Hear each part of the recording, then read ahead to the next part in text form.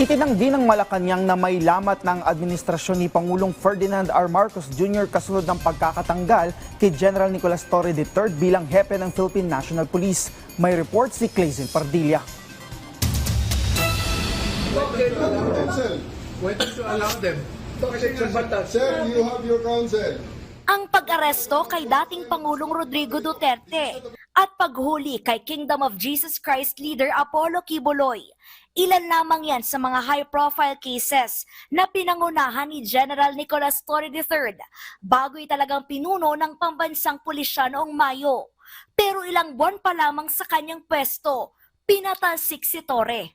Ayon sa Makabayan Block, senyales ito ng lumalawak na bitak o pagkasira umano ng administrasyon ni Pangulong Ferdinand R. Marcos Jr., bagay na pinalaga ng Malacanang. Hindi po yan nangyayari at hindi po yan ang nakikita natin. Huwag naman natin masabi nagkaroon ng messy transition because nagkausap naman po sila at alam po natin na naiintindihan ni General Torre kung ano yung naganap at nirerespeto rin po niya kung ano po yung naging desisyon ng Pangulo. Kinikilala raw ni Pangulong Marcos ang husay ng opisyal pero may mga isyong hindi napagkasunduan na humantong sa pagkakasibak ni Torre. Matatandang nagpatupad ng balasahan si Torre at sinasabing umasta umano na lagpas sa kanyang responsibilidad. Sabi nga po natin, si General Torre ay napakagaling na public servant at maaari po pa rin siyang magsilbi sa bayan. We just have to respect the wisdom of the President on this matter. Sabi ng Malacanang, hindi pa rito nagtatapos ang karera ni Torre.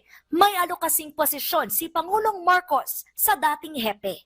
Hindi pa po natin maisisiwalat ang detalye patungkol po dito. Pero confirm po na may inaalok pong posisyon. Sa kanyang Facebook post, nagpasalamat si Torre sa mga sumusuporta sa kanya. Clazel Pardilla para sa Pambansang TV sa Bagong Pilipinas.